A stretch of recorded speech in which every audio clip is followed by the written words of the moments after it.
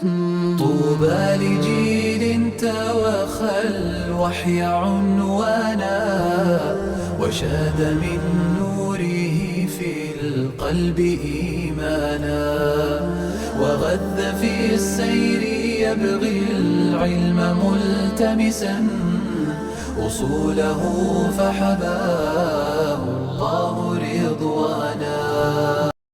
والصلاة والسلام على أشرف الأنبياء والمرسلين نبینا محمد وعلى آلہ وصحبہ اجمعین اما بعد رب اشرح لی صدری ویسر لی امری واحلل عقدۃ من لسانی یفقہوا قولی ربنا زدنا علما اللہم فقہنا فی الدین آمین۔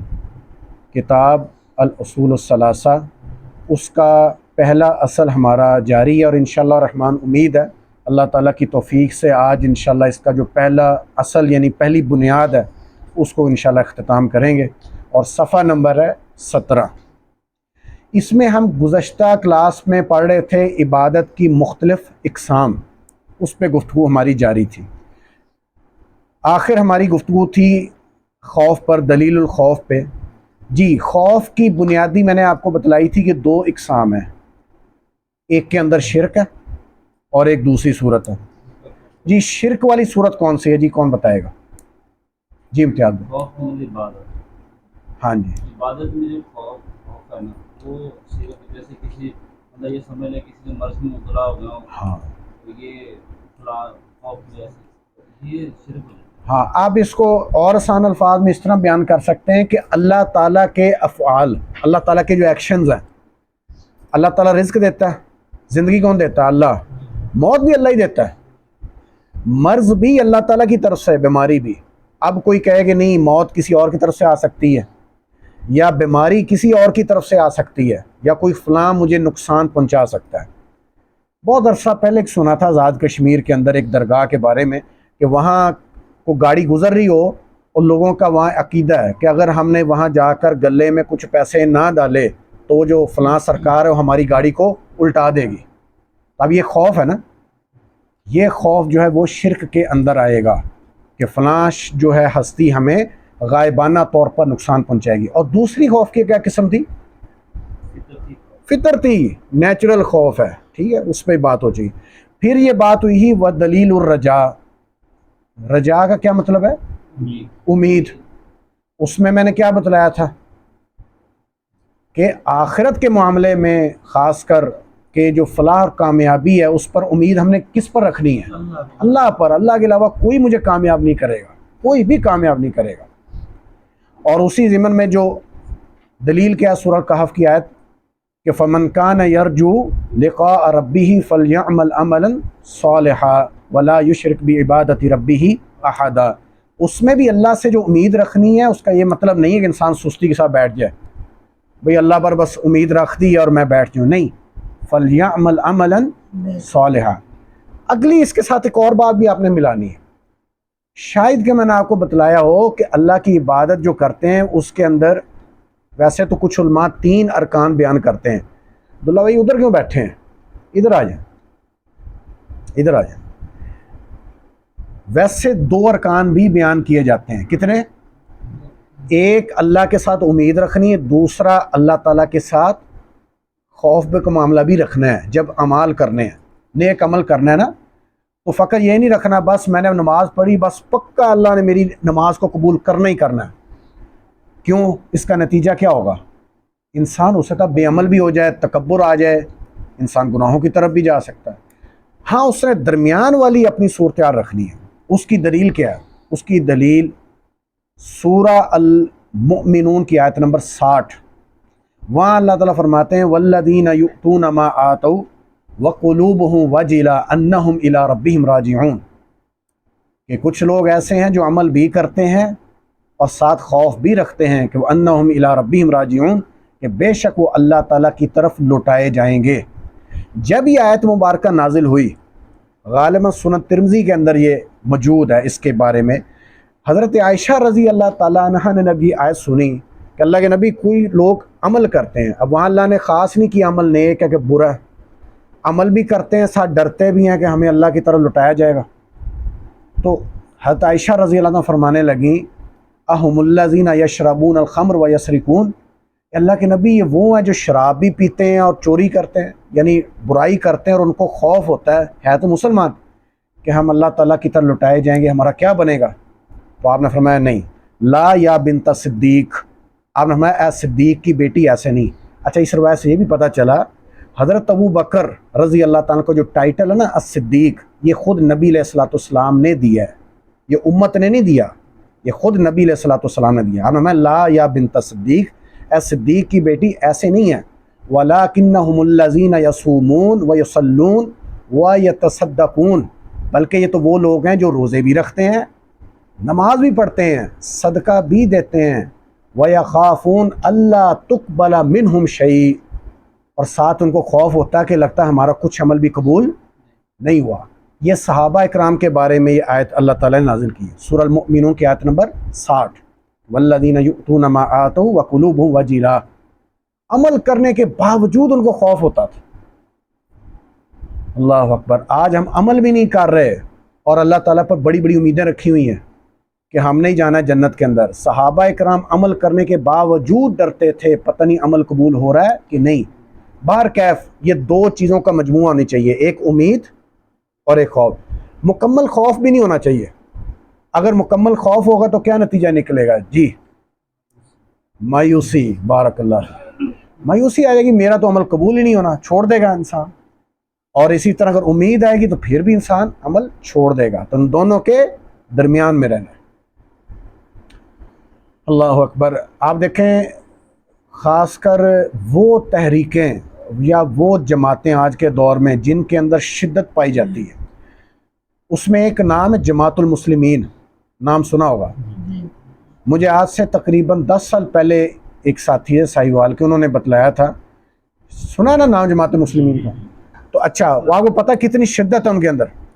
وہ ساتھی مجھے بتا رہا تھا جی کہ میں ان کی ایک مسجد تھی غالباً ہڑپا یا دیپال پور کے پاس، مجھے یاد نہیں ہے، ہڑپا ادھر، کہتے ہیں میں وہاں جا کے نماز پڑھی تو بڑی جی فلاں فلاں ساری انہوں نے بتایا کہ بڑی سختی تو اس طرح، اور سب نے بڑے بڑے بال رکھے ہیں سنت کے مطابق اور داڑیاں پوری، شلواریں اونچی، باقی ٹھیک ہے معاملہ، لیکن سختی بڑی، بے جا سختی، جوتی پہن رہے ہیں تو بیٹھ کے، اور جو کھڑا اس پر تنقید ہو رہی ہے۔ کہتے ہیں جو شخص مجھے وہاں لے کر گیا اس کی گفتگو کے اندر بڑی شدت تھی، میں بڑا پریشان ہوا۔ بار کیا کہتا ہے میں سال کے 1.5 سال بعد اس کو ملنے گیا، اسپیشل لاہور اس کی رہائش تھی، اس نے کہا ٹھیک ہے مجھے آ کر مل لو۔ کہتا میں حیران رہ گیا جب میں نے اس کے گھر کے جا کے بیل بجائی، اس نے دروازہ کھولا تو اس کے چہرے پر داڑھی کوئی نہیں تھی، بالکل چٹ فارغ، اور بیٹھا ہوں تو اب کوئی دین کی بات ہی نہیں، اب بالکل اس کے متضاد، دنیا کی شدت، پہلے دین کی شدت اب دنیا کی شدت۔ تو یہ ہوتا ہے زیادہ انسان جو ہے نا شدت کی طرف رہ نہیں سکتا، اللہ نے انسان کے نا یہ فطرت بنائی ہے۔ تو نبی علیہ الصلوۃ والسلام کا جو دین ہے نا سکھایا ہوا صحابہ اکرام والا، وہ میانہ روی والا ہے، ٹھیک ہے۔ اللہ تعالیٰ نے اس امت کو بھی کہا امتاً وسطا، ٹھیک ہے، تو یہ اس کو بیلنس کر کے چلنا ہے۔ جی آگے جی کون پڑھے گا جی؟ دائیں طرف سے کوئی، ودلیل التوکل سے، ودلیل توکل قول اللہ تعالی وعلی اللہ توکلوا فتوکلوا ان کنتم مؤمنین۔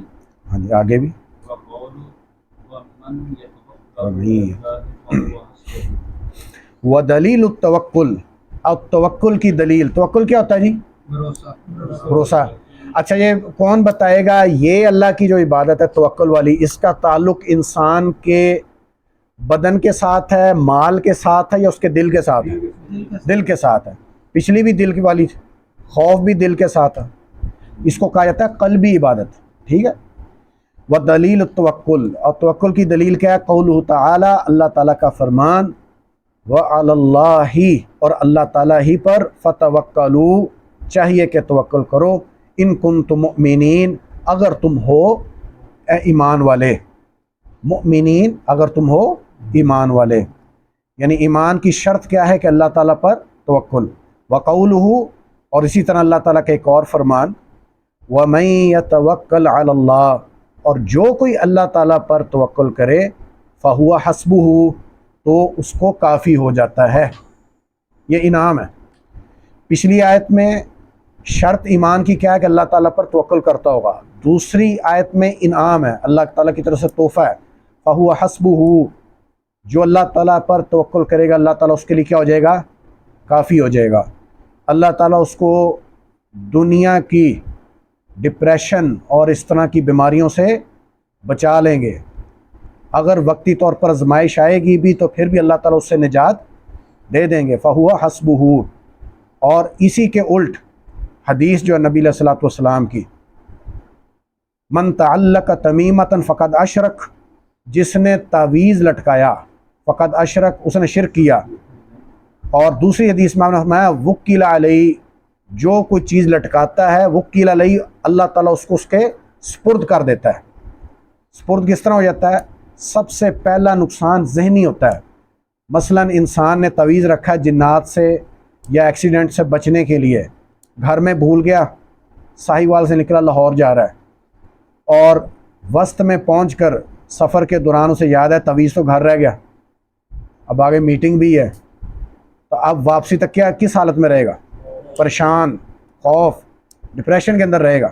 تو پہلا تو اس کو نقصان یہ ہے، اور دوسرا الفاظ بڑے خطرناک ہیں، وکیل علیہ، اللہ تعالیٰ اس کو اس کے سپرد کر دے گا، یعنی اللہ تعالیٰ کی اب ذمہ داری نہیں ہے، لہذا کیا ہوگا؟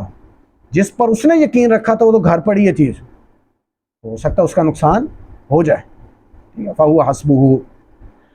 ہم عقیدہ نہیں سکھاتے، اب ہمارے معاشرے کے اندر، اہل سنہ کے اندر جو ایک بہت بڑا مکتب فکر ہے، جن کا دور دور کے ساتھ عقیدے سے کوئی تعلق نہیں ہے، ربیع الاول آئے گا، نبی علیہ الصلوۃ والسلام کا حسن بیان کیا جائے گا، آپ کی زلفیں، آپ کا چہرہ، آپ کا چال چلن، آپ کا لباس، آپ کی دعوت، آپ کا عقیدہ نہیں بیان کیا جائے گا، آپ کی فکر نہیں بیان کی جاتی۔ نتیجہ کیا ہے؟ ابھی پچھلے دنوں اگست میں یہ جو سانحہ ہوا تھا فیصل آباد کے پاس، کرسچنز والا، کون سا علاقہ تھا؟ جڑا والا۔ اچھا، وہاں ایک صحافی گیا، اس واقعے کے بعد ایک عیسائی کرسچن خاتون کیا کہہ رہی تھی، وہ کہتی کہ میرا بیٹا، یعنی کرسچن ہے، یعنی وہ اپنا دکھ بیان کر رہی تھی بیچاری، اس کا بنتا بھی ہے دکھ بیان کرنا جو اس کے ساتھ بنی، کہ ہمارا گھر کیوں جلا دیا، میرے بیٹے کا گھر کیوں جلایا، جب کہ میرا بیٹا تعویذ بنا کر دیتا تھا اور مسلمانوں کی خواتین آتی تھیں اور جن کو بانجھ پن کا مسئلہ تھا، اولاد نہیں ہوتی تھی، میرا بیٹا، اس نے الفاظ بولے اس اماں نے، میرا بیٹا حضرت مریم کے نام کا تعویذ بنا کر ان کے پیٹ پر باندھتا تھا۔ اور پھر یہ الفاظ واللہ العظیم اس عورت نے بولے، اور میں نے دکھایا اپنے گھر والوں کو، ویڈیو سنائی تھی، اس نے کہا کہ حضرت مریم ان کو بیٹا دیتی تھی۔ وہ دکھ اس کا تو بنتا بھی دکھ بیان کرنا بیچاری کا، کوئی مسلمان تو اتنا عقیدہ رکھ رہے تھے میرے بیٹے کے ساتھ اور ہم سے تعویذ لے کر جا رہے تھے اور ہمارا ہی گھر جلا دیا۔ اب یہ کون لوگ ہیں جن کو بچپن سے عقیدہ سکھائے نہیں ہے؟ نبی صلی اللہ علیہ وسلم کا تعارف کیا ہے؟ یہ ہم تیسری اصل جو انشاءاللہ آخری پڑھیں گے اس کتاب کی آخر میں، اس میں تفصیل کے ساتھ ہوگا۔ یہاں کیا سکھایا؟ نبی صلی اللہ علیہ وسلم کی زلفیں، نبی صلی اللہ علیہ وسلم کے چہرہ مبارک، اور زیادہ زیادہ کیا ہے، ضعیف من گھڑت روایت جو اسکولوں میں ہمیں بھی پڑھائی، نبی صلی اللہ علیہ وسلم کا اخلاق دیکھو ہی، دکھایا، بتایا جا رہا ہے جی مکہ میں گزرتے تھے، ایک اماں جی گھر کے اوپر سے کوڑا پھینک دیتی تھی، اور روز کوڑا پھینک رہی ہے، انا للہ و انا الیہ راجعون، توہین ہو رہی، اور جی ایک دن نہیں پھینکا تو آپ چلے گا بھی کیوں نہیں آج پھینکا۔ یہ سکھایا جا رہا ہے نبی صلی اللہ علیہ وسلم کا تعارف۔ اور آپ کا جو 13 سال جو انشاءاللہ پڑھیں گے بھی اس کتاب کے آخر میں، 13 سال جو آپ کی محنت تھی، ایک ایک بندے کا دروازہ کھٹکھٹا کر ایک ایک بندے کو پکڑ پکڑ کے دعوت دینا، ہجرت کی، شعب ابی طالب کے اندر بائیکاٹ ہوا، اور کس پریشانی کے ساتھ طائف گئے اور کس تکلیف کے ساتھ طائف سے واپس مکہ آئے، وہ بیان ہی نہیں کیا جاتا۔ تو یہ توکل جو نبی علیہ الصلوۃ والسلام نے سکھایا وہ کیا ہے؟ اپنے اسباب اختیار کریں جو آپ کے دنیاوی اسباب ہیں، لیکن اصل توکل آپ نے کس پر کرنا ہے؟ اللہ پر کرنا۔ اچھا، ایک اور سوال ہے، اگر انسان اسباب تو اختیار کرے گا، یہ سٹیپ ہے، پہلا اسباب کو اختیار کرنا، پھر اللہ پر توکل کرنا۔ ایک انتہا یہ ہے کہ میں اسباب کو اختیار ہی نہیں کرتا اور میں اللہ پر یقین اور توکل کروں، تو یہ بھی نہیں صحیح، یہ بھی غلط ہے۔ اور دوسرا کیا ہے کہ اسباب کو اختیار کر کر انہی اسباب پر یقین رکھنا، یہ ٹھیک ہے، یہ بھی غلط ہے۔ یہ زیادہ خطرناک ہے. پہلا جو ہے نا اسباب کو نہ اختیار کر کے توکل کرنا، یہ اتنا خطرناک نہیں ہے. دوسرا جو ہے نا کہ اسباب کو اختیار کر کے اسی پر یقین رکھنا، اور اگر وہ کامیابی ہوگی حاصل ہو گئی اور اس سبب پر اور اپنی تعریف کرنا، یہ زیادہ خطرناک ہے. کیوں؟ اس کی دلیل قرآن کے اندر اللہ تعالیٰ قارون کے متعلق فرماتے ہیں. قارون کا پتہ ہے بڑا مال دیا تھا اللہ نے، اس کو جو اتنا مال و دولت ملا تو موسیٰ علیہ السلام نے کہا کہ بھی اللہ کا شکر ادا کر اور ایمان لا اللہ تعالیٰ کی وحدانیت پر اور میری رسالت پر. وہ کہنے لگا نہیں، انما اوتیتہ علی علم عندی، اے موسیٰ یہ اللہ کا نعوذ باللہ دیا نہیں ہے، یہ میرا علم، میرا فن. انما اوتیتہ علی علم عندی یعنی جو میرے پاس علم ہے نا اس کی وجہ سے میں نے کمایا، میری محنت. لوگوں کو پتہ نہیں ہوتا. اکثر آپ دیکھیں نا بیٹھے ہو کاروباری حضرات بھی، وہ کہہ رہے ہوتے ہیں جی میری دن رات کی کمائی، میری دن رات کی محنت میں یہاں پہنچا ہوں. آپ ٹھیک ہے محنت کو بھی بیچ میں لے کر آئیں، لیکن اصل جو ہے نا اپنی جو کامیابی اس کو منسوب کریں اللہ سبحانہ و تعالیٰ کی طرف. جی آگے جی.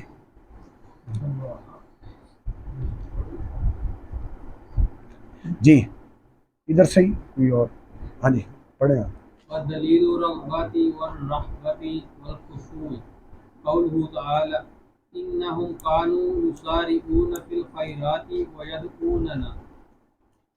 ويدعوننا رغبا ورهبا وكانوا لنا خاشعين.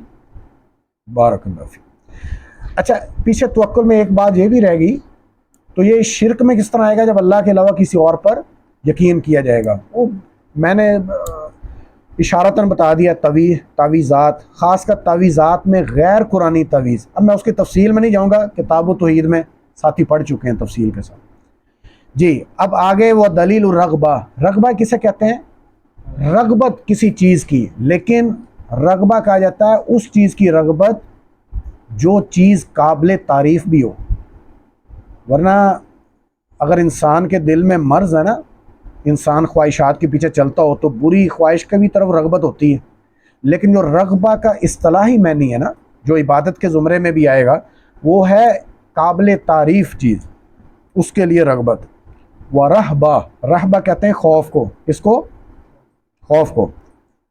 والخشوع، خشوع کیا ہے؟ عاجزی، انکساری.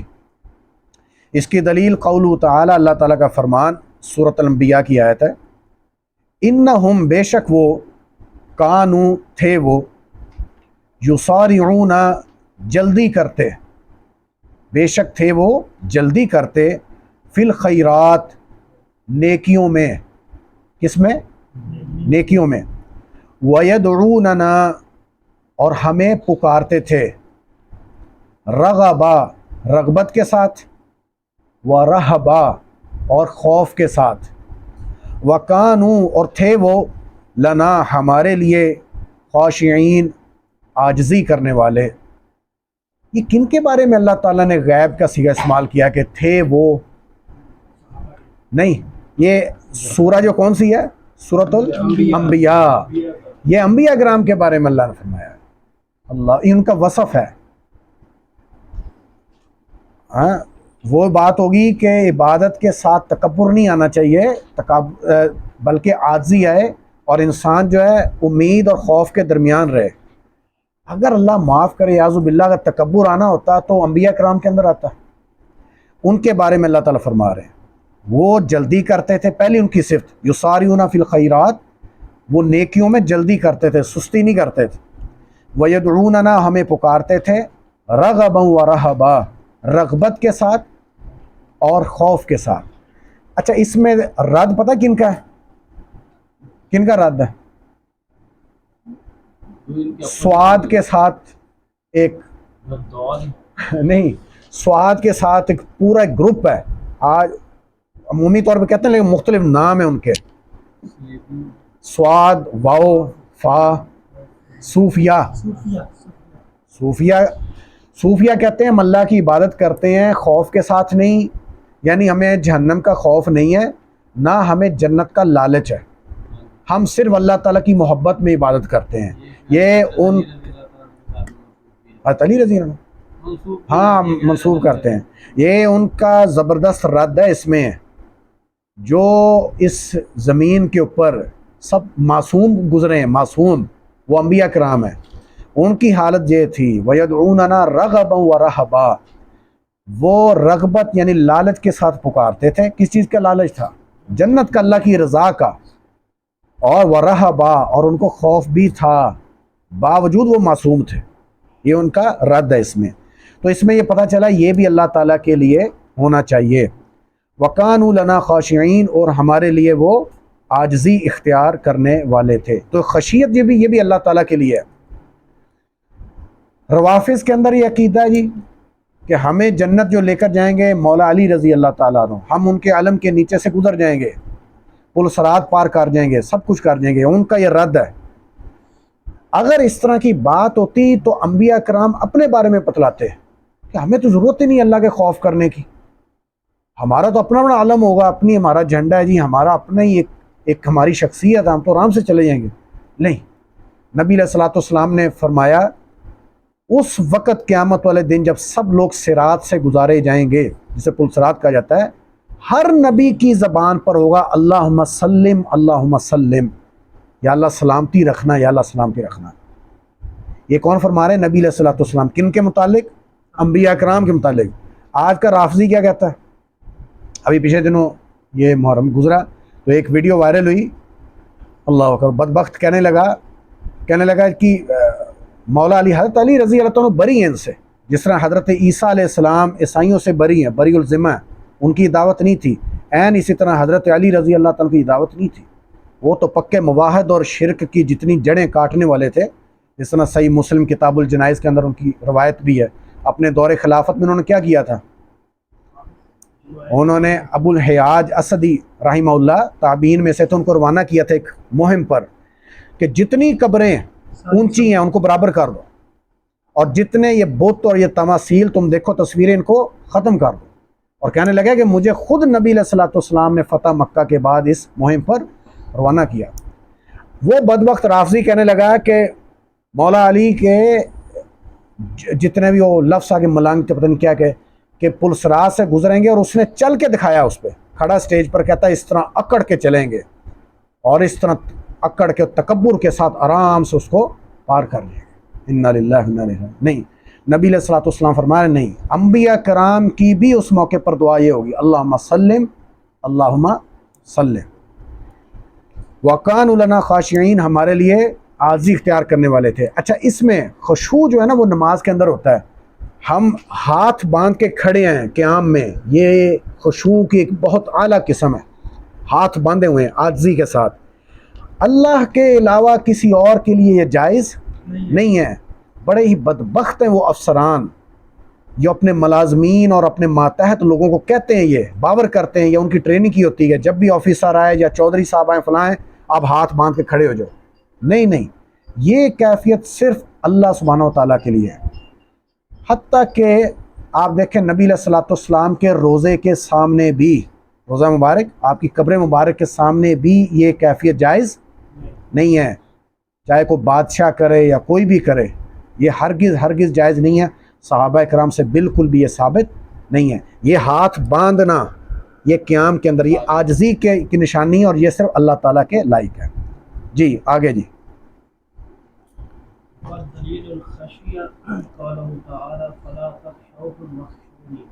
وَدَلِيلُ الْخَشْيَةِ، اور دلیل خشیہ بھی خوف ہے، لیکن اس کا پچھلوں کے ساتھ فرق کیا ہے؟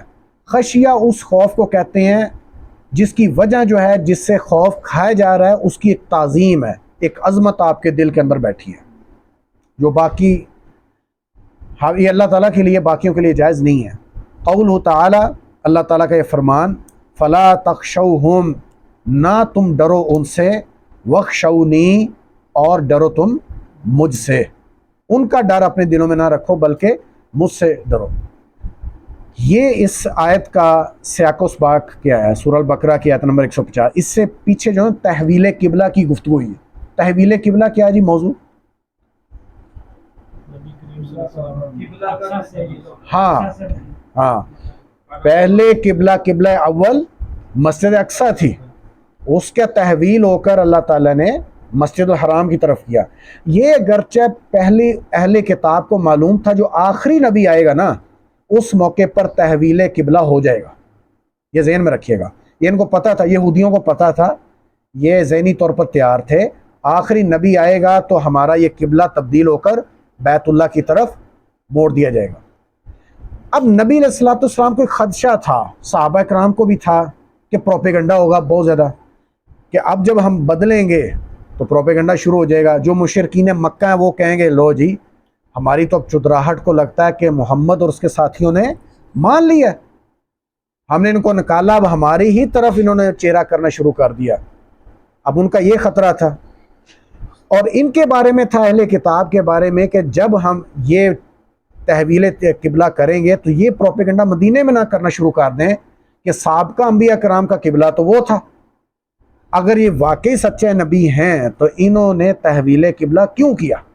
لہٰذا اللہ تعالیٰ نے فرمایا فلا تخشوہم، آپ نہ ڈریں، وخشونی، آپ مجھ سے ڈریں۔ اور اسے پیچھے جو ہے آیتوں میں یہ بات گزر چکی ہے، اللہ تعالیٰ نے فرمایا کہ اہل کتاب بخوبی جانتے ہیں اس بات کو کہ آخری نبی کا قبلہ یہ ہوگا، کیونکہ اصل جو عظمت ہے نا وہ بیت اللہ خانہ کعبہ کی ہے، مسجد اقصیٰ کی وہ نہیں ہے، اور یہ نبی علیہ الصلوۃ والسلام کی شان و عظمت ہے کہ اللہ تعالیٰ نے سابقہ کسی نبی کو یہ شرف نہیں دیا کہ وہ بیت اللہ کی طرف منہ کر کے نماز پڑھیں، یہ نبی علیہ الصلوۃ والسلام کی عظمت ہے، لہٰذا یہ پتہ تھا اہل کتاب کو، لیکن حسد کی وجہ سے ایمان نہیں لاتے تھے۔ اللہ اکبر۔ اسی طرح سورہ آل عمران کے اندر بھی یہی خشیہ کے الفاظ موجود ہیں۔ غزوہ احد کا آپ جانتے ہیں کہ اس کا جو پہلا فیز ختم ہوا تو کیا ہوا؟ وقتی طور پر مسلمان شکست خورد ہو گئے۔ دوسرا اس کا مرحلہ کیا تھا؟ نہیں وہ تو ہو گیا نا، وہ تو مسلمان 70 صحابہ شہید ہو گئے، دفن ہو گئے، اس کے بعد جنگ ختم ہو گئی؟ نہیں، اب اللہ تعالیٰ نے حکم دیا کہ اب ان کا پیچھا کرو۔ حالت یہ ہے صحابہ کرام زخمی ہیں، 70 صحابہ شہید ہیں، کئی گھروں کے تو جنازے ہوں گے، زخمی بھی ہیں، بھوک پیاس کا معاملہ بھی ہے۔ اس حالت میں اللہ نے کہا کہ یہ جو اب جا رہے ہیں ان کا پیچھا کرو۔ اب صحابہ کرام پیچھا کرنے لگے ہیں۔ اوپر سے کیا ہوا کہ ابو سفیان جو تھے یہ لشکر لے کر مکہ کے قریب پہنچ چکے تھے کہ بھی ہمیں فتح مل گئی۔ راستے میں ایک تجارتی قافلہ جو بڑا جلدی سے آیا، وہ خبر جو ہے پھیلتی پھیلتی وہاں پہنچ گئی، لہٰذا ابو سفیان جو تھے ان کو پتہ چل گیا کہ نبی علیہ الصلوۃ والسلام اپنے ساتھیوں کے ساتھ ہمارے تعاقب میں آ رہے ہیں، لہٰذا انہوں نے کہا یہ اچھا، لہٰذا ہم اب پھر پیچھے جائیں گے۔ اب ان کو پھر یہ بھی ہوا کہ اصل جو قائدین ابھی بھی ان کے سلامت ہیں، لہٰذا یہ خطرہ تو اس طرح ہی ہے، ہم تو فتح کا جشن منانے لگے تھے، لہٰذا انہوں نے کہا اب دوبارہ ہم جائیں گے، اب ہم ان کا بالکل جڑیں کاٹیں گے، لہٰذا یہ بھی واپس آنے لگے ہیں۔ اور افسوس کی بات ہے یہ اسکولوں میں نہیں پڑھایا جاتا، اسکولوں میں یہاں تک 70 صحابہ شہید اور بس ختم نہیں، اب یہ بھی آ رہے ہیں، صحابہ کرام بھی جا رہے ہیں۔ اس دوران کیا ہوا کہ نبی علیہ الصلوۃ والسلام اور صحابہ کرام کو بھی اطلاع مل گئی کہ اب وہ بھی واپس آ رہے ہیں ہماری طرف۔ اب فطری طور پر کیا ہونا چاہیے تھا؟ خوف پھر آنا چاہیے تھا، یہ ابھی انہوں 70 ہمارے لوگ شہید کر دیے، دوبارہ آئیں گے، پرجوش آئیں گے، وہ پہلے تر و تازہ ہیں۔ اللہ تعالیٰ نے اس موقع پر صحابہ اکرام کی کیفیت بیان کی ہے سورہ آل عمران کے اندر۔ اللہ تعالیٰ فرماتے ہیں الذین قال لهم الناس ان الناس قد جمعوا لکم، جب لوگوں نے ان کو کہا ان الناس قد جمعوا لکم، بے شک وہ دوبارہ پھر تمہارے خلاف اکٹھے ہو کر آ رہے ہیں، فخشوہم، تو تمہیں چاہیے کہ ان سے تم ڈرو، یعنی کسی تجارتی قافلے نے کہا ہوگا نا کہ وہ تو دوبارہ بڑے غصے میں آ رہے ہیں، فخشوہم، اب تم ڈرو، واپس مدینے چلے جاؤ۔ اللہ تعالیٰ فرماتے ہیں نہیں، فزادہم ایمانا، یہ صحابہ اکرام ان کا ایمان کیا ہو گیا؟ اضافہ ہو گیا۔ وقالوا حسبنا اللہ، انہوں نے کہا ہمارے لیے اللہ ہی کافی ہے، ونعم الوکیل، اور وہ بڑے بہترین کارساز ہے۔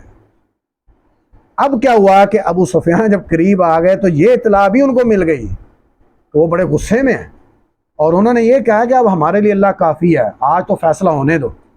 اللہ تعالیٰ نے ان کے دلوں میں ایسا رعب ڈالا کہ انہوں نے، ابو سفیان اور پورے لشکر نے کہا وہ جو تھوڑی بہت عزت بچی ہوئی ہے نا اسی کے ساتھ واپس اپنے گھر والوں میں چلے جائیں تو بہتر ہے، بجائے یہ کہ پھر کٹ مر جائیں اور شکست مل جائے، لہٰذا وہ واپس باروب ہو کر مکہ چلے گئے۔ اب اس کے اندر آج کے موجودہ حالات میں بھی آپ دیکھ لیں، اگر یہی اللہ تعالیٰ کے بارے میں خشیت مسلمان حکمرانوں کے اندر ہو اور بڑے بڑے ذمہ داران کے اندر ہو، تو اللہ تعالیٰ آج بھی اسی طرح کفار کے دلوں میں آپ کا رعب ڈال سکتا ہے۔ جب آپ یہ کہیں کہ اللہ کافی ہے، وہ نعم الوکیل اور بہترین کارساز ہے، پھر مصر کے صدر کو یہ خوف نہیں ہوگا کہ اگر میں نے رفح کراسنگ کا بارڈر کھول دیا اور غزہ والے ادھر آئے تو ایتھوپیا یا سوڈان میں جو میرا پانی آ رہا ہے مصر میں، وہ جو اسرائیل بند کر سکتا ہے، اس کو کوئی خوف نہیں ہوگا۔ پھر سعودیہ کو خوف بھی نہیں ہوگا کہ میری معیشت، میرا مستقبل، میرا کاروبار، میرا یہ 2030 والا جو ویژن ہے وہ ختم ہو جائے گا۔ نہیں، اسے پتہ ہے وہ نعم الوکیل اللہ ہے، اس نے مجھے بچانا ہے، ہماری معیشت بھی اسٹرانگ رہے گی۔ لہذا جب ان کو چھوڑ کر اسباب پر یقین کیا گیا تو اللہ تعالیٰ نے ان مسلمانوں کو باروب کر دیا اور کافروں کا روب ان کے دلوں میں بٹھا دیا۔ ہاں، یہ ہوتا ہے محترم بھائیو، جب عقیدہ نہ پڑھایا جائے اور نہ پڑھا جائے، اس کا پھر یہ مجموعی طور پر امت کا یہ نقصان ہوتا ہے جو آج ہم دیکھ رہے ہیں۔ جی آگے،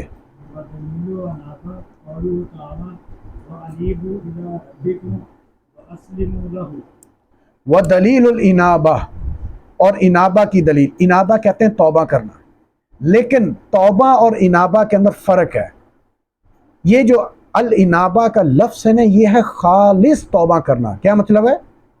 خالص توبہ کرنا۔ ایک انسان نے گناہ کیا، اللہ تعالیٰ سے توبہ کی، لیکن تھوڑے دنوں بعد توبہ ختم ہو گئی، ہاں، پھر وہ گناہ کی وادی میں چلا گیا۔ کیوں؟ اس نے گناہوں کے اسباب کو ختم ہی نہیں کیا، یعنی بری مجلس میں پہلے بھی بیٹھتا تھا، پھر بیٹھ رہا ہے۔ ایک ہے پکی توبہ کرنا، وہ اب کہتا ہے کہ نہیں، اب وہ برائی کو ایسا خیر آباد کروں گا کہ اس کے اسباب کے قریب بھی نہیں جاؤں گا۔ یہ ہے الانابہ، یہ بھی خالص اللہ تعالیٰ کے لیے ہے، اللہ تعالیٰ کی طرف رجوع کرنا ہے۔ اصلاح کرنے کا جو طریقہ ہے نا، وہ صرف اللہ تعالیٰ کے، آپ کا تزکیہ نفس صرف اللہ تعالیٰ کرے گا، اللہ کے علاوہ اور کوئی کر ہی نہیں سکتا۔ وہ کہے گی فلاں میں پیر کی بیعت میں آ جاؤں اور میری اصلاح ہو جائے، نہیں، ممکن نہیں ہے، اللہ تعالیٰ نہیں کرنا ہے۔ اس لیے اللہ فرمایا وَأَنِيبُوا إِلَىٰ رَبِّكُمْ، اور اللہ ہی کی طرف رجوع کرو۔ انابہ کا مطلب رجوع بھی ہے۔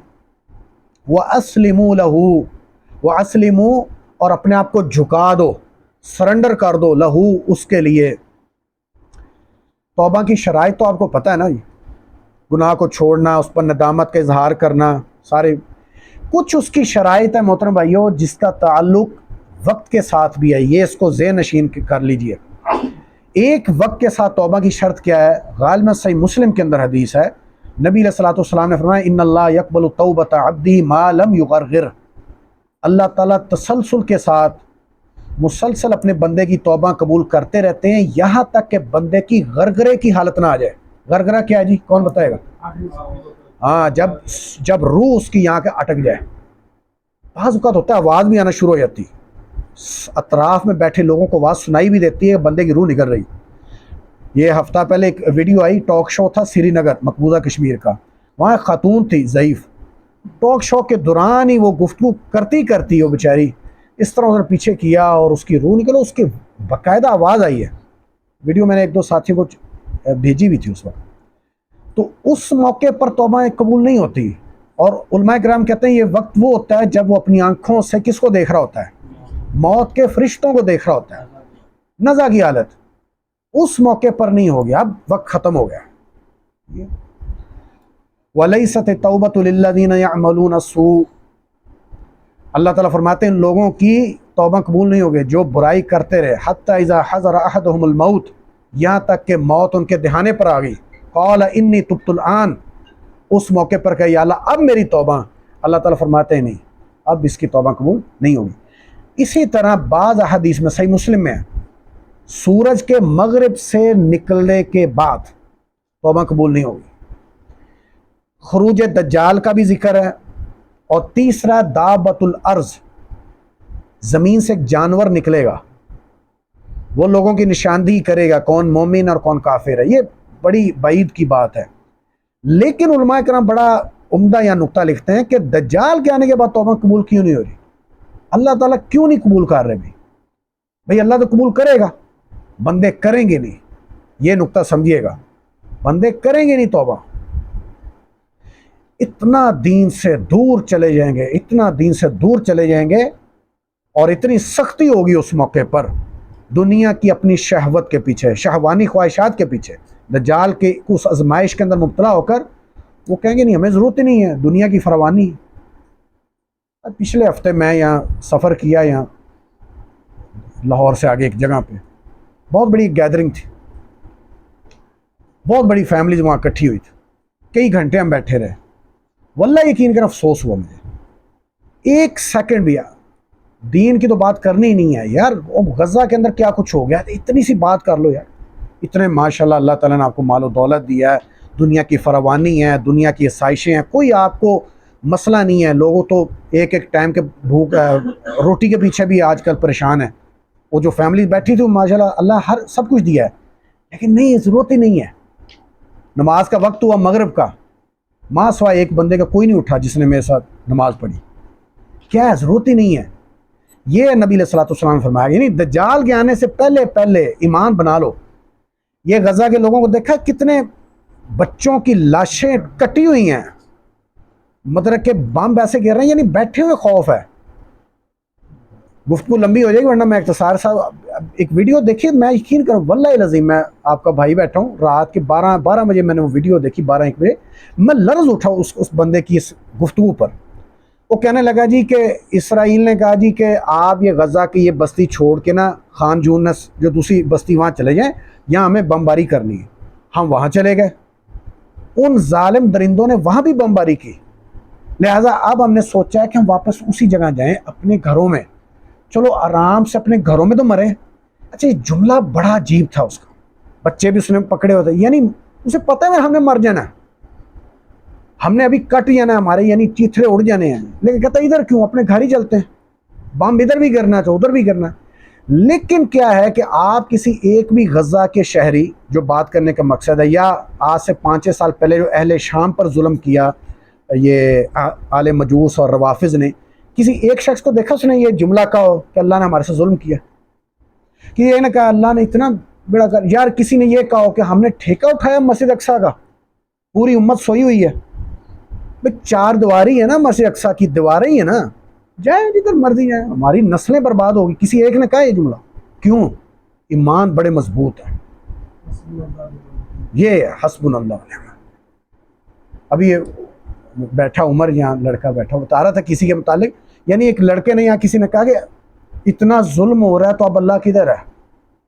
تو میں نے اس کو کہا کہ میں نے کہا وہاں سے یہ جملہ نہیں آیا، وہاں کسی نے نہیں کہا کہ یا اتنا ظلم ہو گیا اللہ کدھر ہے، وہاں سب نے کہا نہیں اللہ کافی ہمارے لیے۔ اور اس طرح ایک اور ویڈیو تھی، دیکھا ہوگا، بادشاہ ایک شخص ہے، ویڈیو موجود ہے، اگر کسی ساتھی دیکھ لیں درس کے بعد میں دکھاؤں گا، اس کا نوجوان 22 سال کا بیٹا اور 3 سال کا چھوٹا بچہ، ایک دن میں 2 بچے اس کے شہید ہوئے ہیں، ہاسپٹل میں کھڑا ہے، اس کا بھتیجا رونے لگا، اسے چپ کرایا اس نے، اس سے باقاعدہ الفاظ میں کیوں رو رہے ہو، اللہ کا تھا، اللہ کے پاس چلا گیا، ہم نے چلے جانا ہے، انہیں کلنا شہید، یہ جملہ تھا، ہم سب شہید ہیں۔ پھر اس نے کہا حاذی الارض الجہاد والرباط، یہ جو جگہ ہے نا زمین غزہ کی، یہ جہاد اور رباط کی ہے، ہم تو سب اسی راستے میں، ہم نے بھی شہید ہو جانا۔ پھر وہ ادھر سے ہٹ کر گیا، وہ کیمرہ جو ویڈیو بنا رہا تھا اس کے پیچھے پیچھے گیا، وہ وضو کیا اس نے، پھر میں پوچھا بھی کون آپ کا شہید ہوا؟ اس نے کہا جی 22 سال کا ایک بیٹا اور ایک 3.5 سال کا۔ کب ہوئے؟ کہتے ایک دن میں، اور اس نے وضو کیا جا کے بعد میں اپنے آپ کو اور زیادہ جو ہے اللہ تعالیٰ کے رجوع کرنے کے لیے۔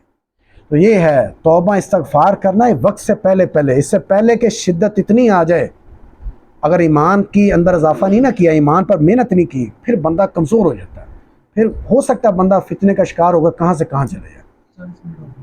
جی آگے جی۔ والدليل الاستعانة قوله تعالى إياك نعبد وإياك نستعين وفي الحديث إذا أسألت فاستعن بالله۔ ہاں، والدلیل الاستعانہ، اور استعانہ کی دلیل، استعانہ کا مطلب ہوتا ہے مدد طلب کرنا۔ کیا مطلب ہے؟ مدد طلب کرنا، یہ بھی عبادت ہے، لیکن اس کی 2 قسمیں ہیں، ایک عبادت میں ہے اور ایک معاملات کے اندر ہے۔ عبادت میں وہ ہوگی، کون سی ہوگی؟ جو ما فوق الاسباب، جہاں آپ یعنی کوئی آپ کی مدد کر ہی نہیں سکتا، کوئی سبب ہی نہیں ہے۔ اس کی مثال میں پہلے بھی ایک دو بار دی ہے، آپ کسی کمرے میں بند ہو گئے ہیں، آپ کی جان کو خطرہ ہے، موبائل بھی نہیں ہے، آپ کی آواز باہر نہیں جا سکتی، کس کو پکاریں گے؟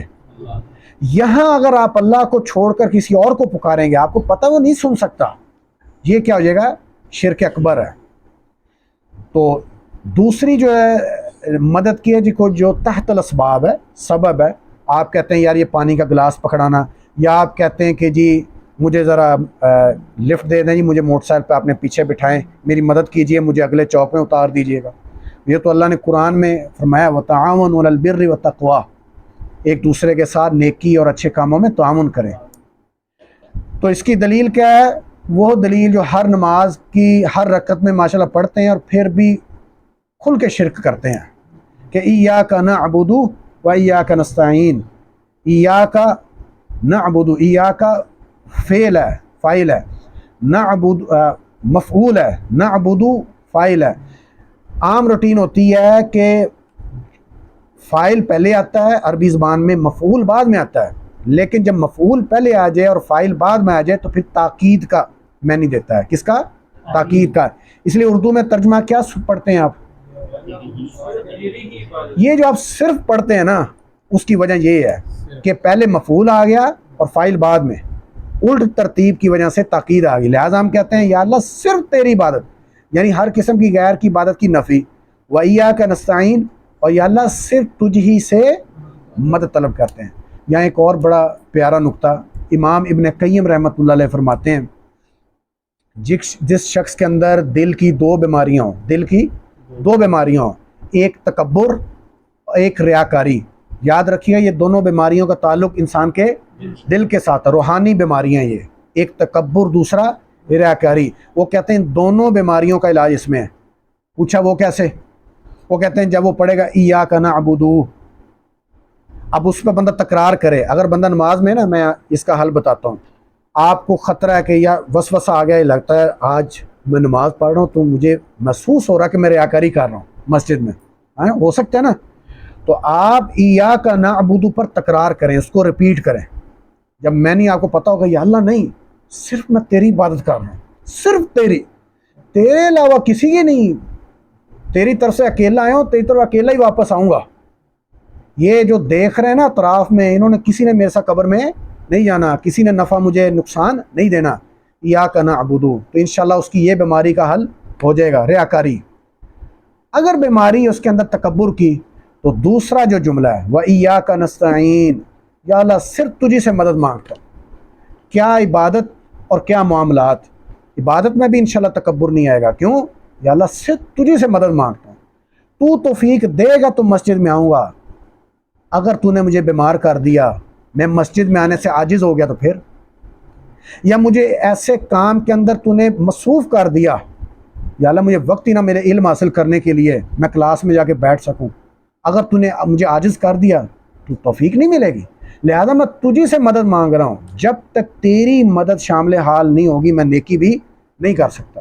اور معاملات کے اندر بھی، یا اللہ جب تک تو نے میری مدد نہ کی تو میرے کاروبار کے اندر بھی مجھے کوئی فائدہ ہونے والا نہیں ہے، میں جتنی مرضی محنت کر لوں، تو انشاءاللہ تکبر بھی ختم ہو جائے گا۔ آگے میں پڑھتا ہوں تاکہ ختم ہو اس کا۔ وَدَلِيلُ الْإِسْتِعَاذَةِ، اور دلیل استعاذہ، استعاذہ ہوتا ہے پناہ مانگنا، یہ تین جو حرف ہے نا ملتے جلتے ہیں، استعانہ، استعاذہ اور استغاثہ۔ استعاذہ پناہ طلب کرنا۔ قولہ تعالی، اللہ تعالیٰ کا یہ فرمان، قل اعوذ برب الفلق، قل فرما دیجئے، اعوذ میں پناہ طلب کرتا ہوں یا پناہ مانگتا ہوں، برب الفلق، یہ مجھے یاد نہیں رہا، میں آپ کو یہ کام دیتا، اس کا ترجمہ جو نا سورۃ الفلق، سورۃ الناس، اس کا یاد کر کے آتے ہیں، زیادہ فائدہ ہونا تھا۔ برب الفلق، اس رب کی پناہ میں آتا ہوں جو الفلق، صبح کا رب ہے۔ کس کا رب ہے؟ یعنی جو صبح کرتا ہے۔ قل اعوذ برب الفلق من شر ما خلق، اس شر سے، ما خلق جو اس نے پیدا کیا۔ آگے وہ بھی پڑھتے ہیں، وہ بھی پڑھتے ہیں۔ اچھا آگے تیسرا کیا جی؟ قل اعوذ بالفلق من شر ما خلق ومن شر غاسق اذا وقب، اور اس رات سے جو پھیل جاتی ہے. آپ دیکھیں رات کو کیا موذی جانور رات کو نکلتے ہیں، حتیٰ کہ موذی انسان بھی رات کو نکلتے ہیں. چور، ڈاکو، لٹیرے اکثر رات کو نکلتے ہیں، جن شیاطین. اس لیے نبی صلی اللہ علیہ وسلم فرمایا کہ جیسے ہی شام ہو ایک بار بچوں کو اندر بند کر دو، اور ایک بار اپنی بسم اللہ پڑھ کے کنڈی کو بند کرو، بعد میں ٹھیک ہے بچوں کو چھوڑ دو. وہ شام جیسی ہوتی ہے ایک بار وہ پھیل جاتے ہیں جنات. آگے کیا ہے؟ وَمِن شَرِّ النَّفَّاثَاتِ فِي الْعُقَدِ، اور ان جادوگرنیوں کے شر سے جو فی العقد جو گرہ باندھ کے اس میں پھونکتی ہیں، جادو سے بھی پناہ ہوئی. وَمِن شَرِّ حَاسِدٍ اِذَا حَسَد، اور حسد کرنے والے کے حسد سے بھی. کتنی پیاری یہ دعائیں ہیں اس صورت کے اندر. صبح شام کے اذکار میں 3 مرتبہ ہے، اور ہر فرض نماز کے بعد 1 مرتبہ، اور رات کو سونے سے پہلے بھی 1 مرتبہ. پھر جانے کی ضرورت ہی نہیں ہے کہ بھئی مجھے کچھ ہو گیا جی، نظر لگ گئی، جادو ہو گیا، فلاں ہو گیا، فلاں عامل کو بلاؤ دم کرانے کے لیے اسلام آباد چلیں، ضرورت ہی نہیں. لیکن ترجمہ آتا ہو پھر زیادہ فائدہ تب ہوگا.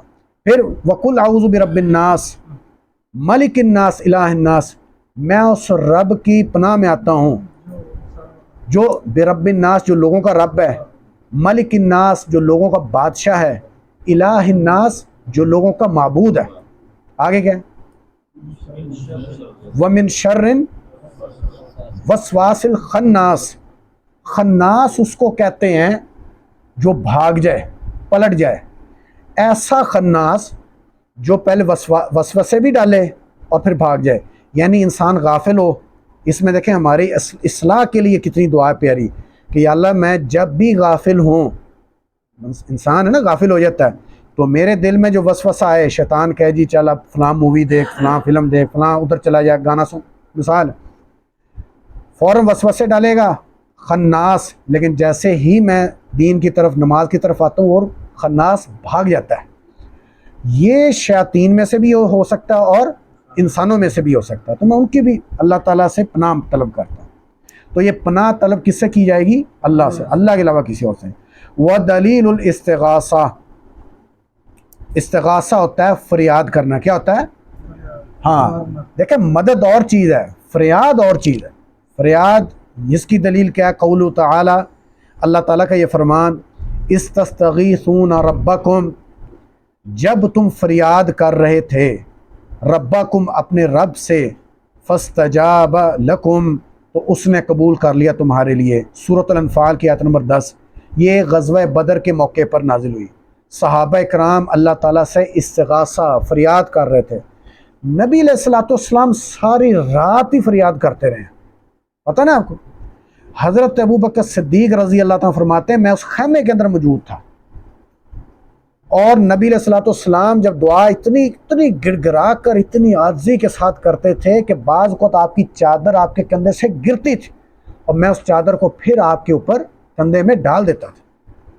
اور آپ کے الفاظ، یا اللہ آج یہ اتنی سی جماعت میں لے کر آ گیا ہوں، اگر یہ ختم ہو گئی تو زمین کے اوپر تیری عبادت کرنے والا کوئی نہیں بچنا. اتنی ساری رات گر گرا رہے ہیں. صحابہ کرام علیحدہ سے دعائیں کر رہے ہیں، اس کو اللہ تعالیٰ نے نقل کیا. استستغیثون ربکم فاستجاب لکم. آگے اللہ تعالیٰ فرمایا انی ممدکم، کہ میں تمہاری مدد کروں گا فرشتوں کے ساتھ. سارا تسلی دی. تو فریاد اللہ تعالیٰ سے کرنی ہے. ہاں اس کے اندر استثناء ہے. دنیا کے اندر انسان جو ہے وہ دنیاوی معاملات کے اندر فریاد کر سکتا ہے کہ نہیں؟ کر سکتا ہے. تحت الاسباب انسان جو فریاد کر سکتا ہے. انسان کھانے پینے کا کچھ نہیں ہے، کسی سے طلب کرنا یہ بھی فریاد ہے. اس کی دلیل قرآن کے اندر موجود ہے. جب موسیٰ علیہ السلام جوان ہو گئے، ابھی نبی نہیں بنے تھے، تو موسیٰ علیہ السلام بنی اسرائیل میں سے تھے، اور فرعون کون سے خاندان میں سے تھا؟ قبطی. موسیٰ علیہ السلام ایک دن صبح نکلے، دیکھا کہ ہماری قوم بنی اسرائیل کا بھی ایک جوان کھڑا ہے، ایک قبطیوں کا کھڑا ہے، دونوں کیا ہے؟ لڑ رہے ہیں. لیکن وہ جو بنی اسرائیل کا تھا وہ ذرا کمزور تھا، عاجز آ رہا تھا. تو اس نے کیا کہا؟ اللہ تعالیٰ نے اس کو نقل کیا، فاستغاثہ الذی من شیعتہ علی الذی من عدوہ. उसने फरियाद की मूसा अलैहिस्सलाम से, मूसा अलैहिस्सलाम क्योंकि उसी के कबीले से थे कि ये जो हमारे मुखालिफ है, ए मूसा मैं फरियाद करता हूँ ज़रा मेरी मदद कर ताकि इसके खिलाफ लड़ें। तो मूसा अलैहिस्सलाम आ गए, तो क्या किया मूसा अलैहिस्सलाम, फ़क़ज़ा अलैहि, वो एक ही मुक्का मारा, उसका काम तमाम, मर गया। वो जो हमने पिछले क्लास पढ़ा था ना, तो मूसा अलैहिस्सलाम जो वख़ाइफ़न तो वहाँ से भाग गए थे, तो उसकी वजह ये थी। तो दुनियावी असबाब में किया जा सकता है। हाँ वह अच्छा वो गुजर गया। वो फिल हदीस, असल में हदीस ये अब्दुल्ला बिन अब्बास, हदीस इब्न अब्बास से मशहूर है, लंबी हदीस है, उसका एक टुकड़ा है। नबी सल्लल्लाहु अलैहि वसल्लम ने फरमाया इज़ा जब इस्तअनता, तुम मदद तलब करो, फस्तईन बिल्लाह, तो अल्लाह ताला से मदद तलब करो। ये लंबी हदीस है, बहुत प्यारी हदीस।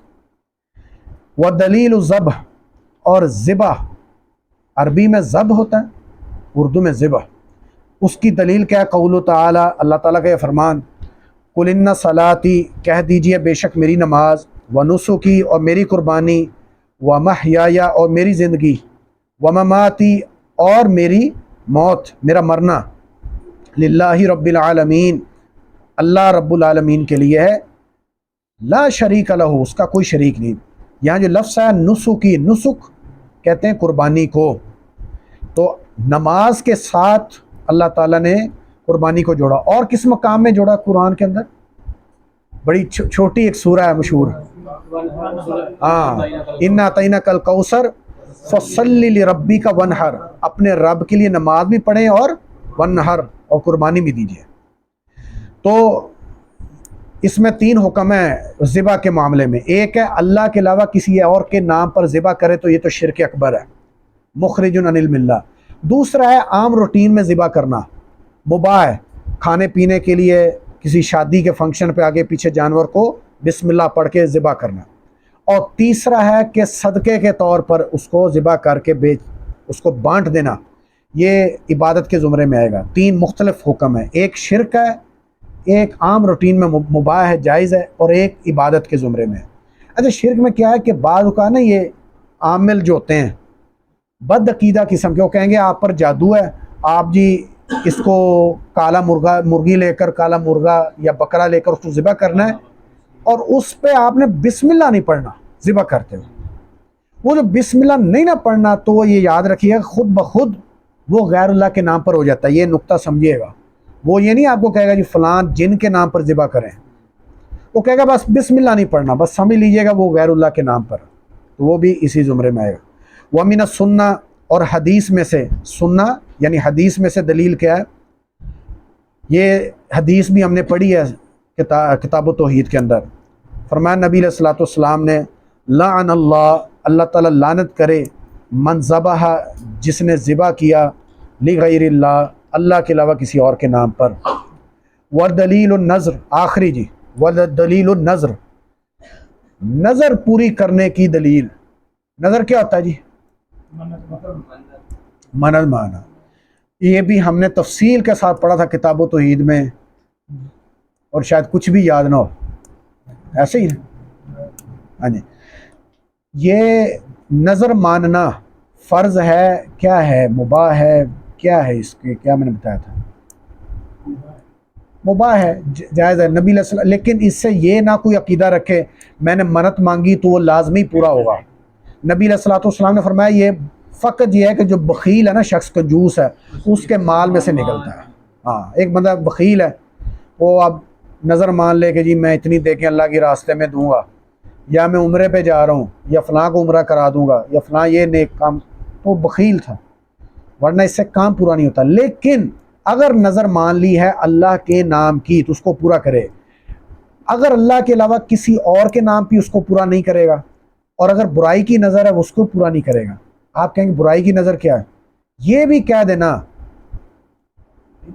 कोई भी नहीं करता आम रूटीन में। वैसे एक मिसाल है, जिस तरह से बहुत अरसा पहले सादकाबाद वाली साइड पर हुआ, उस अल्लाह के बंदे ने कहा जी कि मैं अपनी शादी पे जी इतनी ज़्यादा पता नहीं इम्पोर्टेड बोतलें मंगवाऊंगा बाहर से, और पूरे जितने भी शुरका उनके अंदर तकसीम करूँगा। ये भी एक नज़र मान लेना कि मेरा ब्याह होगा तो मैं उस पर ये करूँगा, तो उसको पूरा ना करे।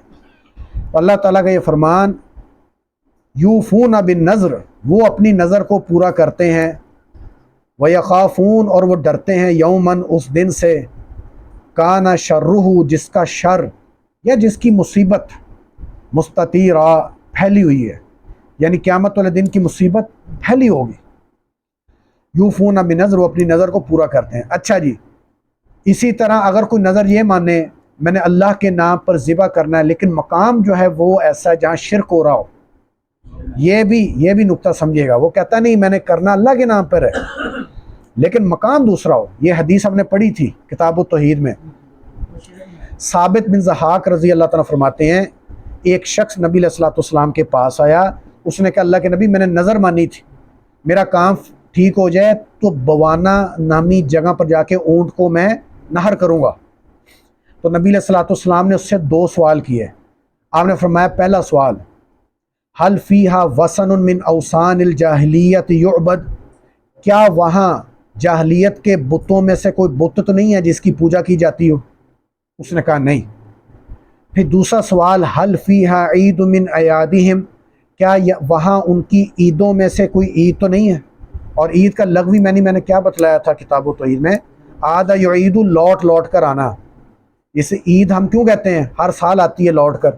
اسی طرح عرس جو ہوتے ہیں مزاروں پر یہ ہر سال لوٹ کر آتے ہیں۔ تو دوسری شرط یہ وہاں عرس تو نہیں ہوتا، میلہ تو نہیں لگتا۔ انہوں نے کہا نہیں اللہ کے نبی وہ بھی نہیں ہے۔ تو آپ نے فرمایا پھر جا کے اپنی نظر کو پورا کرو۔ لہٰذا ایسی جگہ پر نظر پورا کرنا جہاں غیر اللہ کی پوجا کی جاتی ہو، نظر و نیاز آلریڈی کی جاتی ہو، وہاں جا کر اللہ کے نام کی بھی کوئی قربانی یا نظر پوری نہیں کی جا سکتی۔ الحمدللہ جی ہیں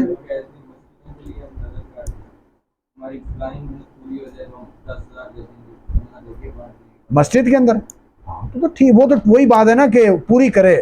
اچھا آخری اس میں یہ بات اگر وہ نظر پوری نہیں کرتا، یہ نظر اس نے جائز مانگی ہے بعد میں مکر جائے میں کہ نظر مانگی، اس کا پھر کیا ہے جی؟ کفارہ کون سا ہے؟